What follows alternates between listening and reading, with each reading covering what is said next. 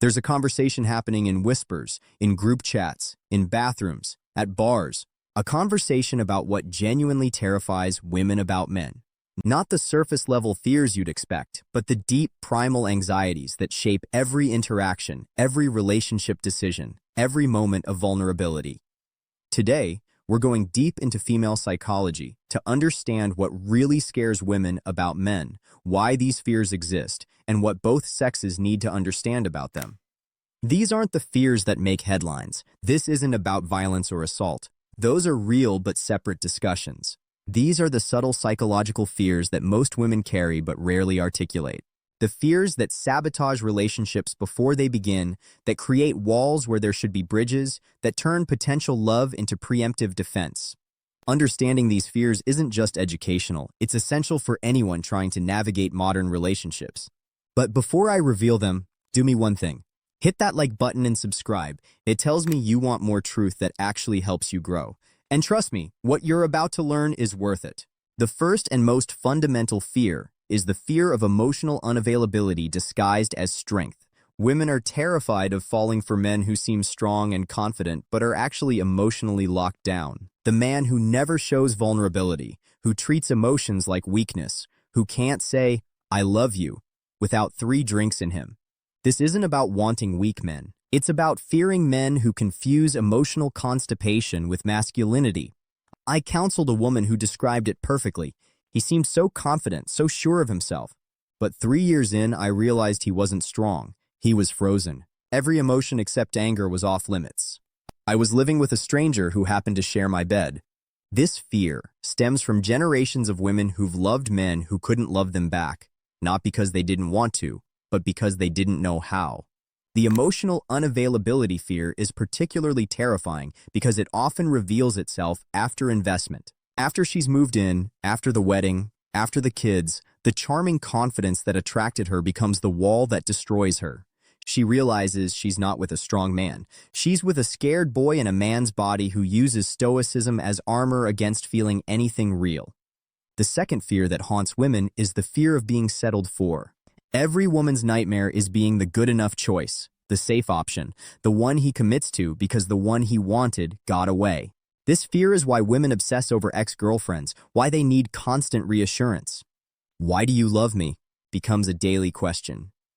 They're not being needy. They're terrified of being somebody's consolation prize. This fear is amplified by how men discuss relationships. "Time to settle down. She's wife material. I'm ready to get serious." These phrases suggest decision more than desire, timing more than passion. Women hear these and wonder, am I who you want? Or just who's here when you're ready? Am I your choice or your compromise? I've watched this fear destroy relationships that could have been beautiful. Women sabotaging good situations because they can't shake the feeling that he's just going through the motions, that somewhere out there is the woman he really wanted, and she's just the understudy who got the part because the star didn't show up. The third fear, and this one's brutal, the fear of masculine competence without emotional intelligence. Women are terrified of men who can build empires but can't understand feelings, who can fix everything except relationships, who can lead companies but can't lead conversations about emotions.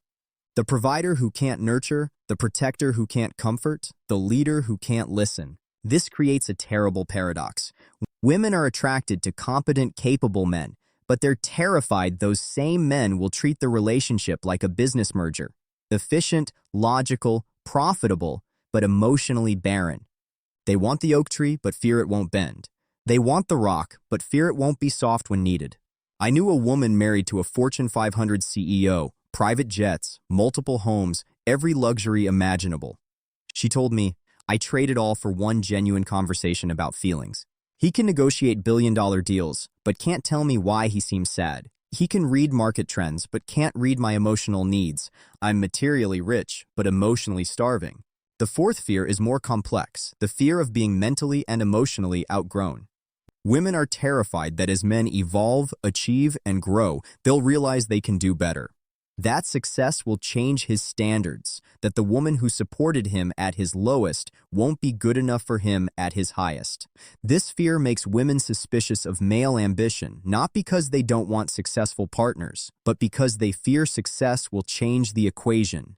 Every promotion becomes a threat. Every achievement becomes a step away. Every new social circle becomes competition. They're not trying to hold men back. They're terrified of being left behind. The fifth fear cuts deep. The fear of invisible labor never being seen or valued. Women are terrified of disappearing into relationships, of becoming the invisible infrastructure that keeps everything running while getting no recognition. The fear that their contributions will be taken for granted while his are celebrated. This isn't just about housework, it's about emotional labor, remembering birthdays, maintaining social connections, managing family relationships, mental labor, tracking everyone's schedules, needs, preferences. Women fear becoming the operating system everyone depends on, but nobody notices until it crashes. I counseled a couple where the woman broke down crying, saying, "He thanks his assistant more than he thanks me. She gets flowers for keeping his calendar. I keep his entire life running and get treated like it's my job." The fear isn't about doing the work. It's about the work being invisible, expected, unappreciated. The sixth fear is particularly modern. The fear of competing with infinite digital options. Women are terrified that they're not competing with other women anymore.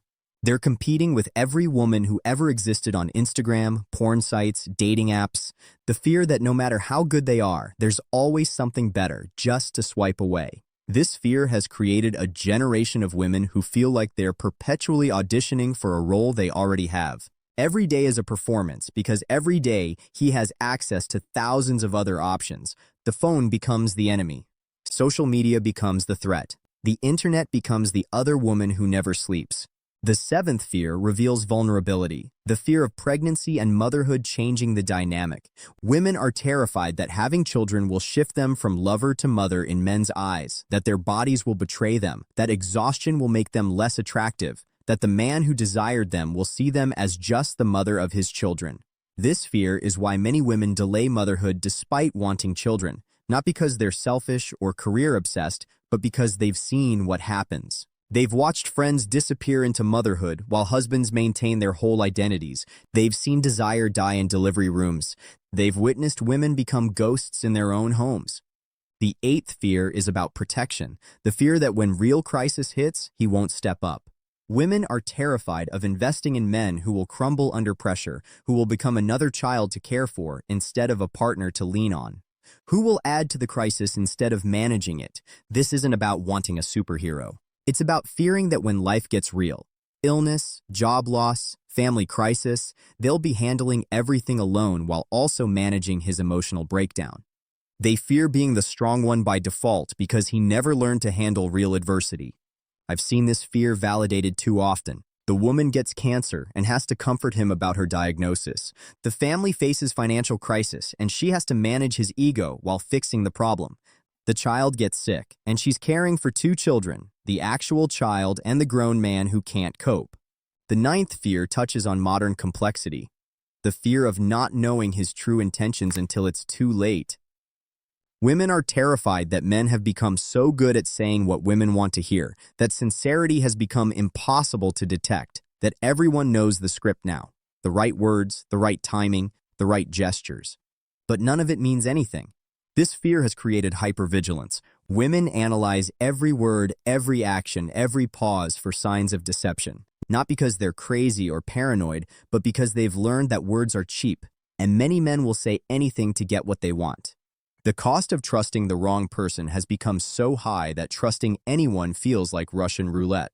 The last fear is about identity, the fear of losing themselves in relationships. Women are terrified of becoming absorbed into men's lives, of their own dreams becoming footnotes, of their identities dissolving into his wife or his girlfriend. The fear that loving someone means disappearing. This fear battles with the desire for connection.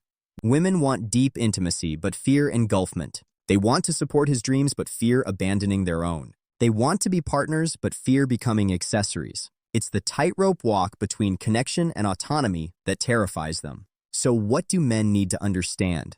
These fears are not crazy. They are not overreactions. They are protection. Women fear deeply because they love deeply. And the closer a man gets to her heart, the more she fears he could break it. If men want to create real connection, here is how to calm these fears. Show emotion without losing strength. Choose her intentionally. Grow with her, not away. Appreciate the invisible things. Protect her emotionally and not just physically. Be honest consistently. Show effort without being asked. Make her feel chosen every day. A woman becomes soft when she feels safe. Thank you so much for watching. Please subscribe and make sure the bell notification is turned on to always get updates. Do not forget to like and share this video with your friends. Drop your thought at the comments.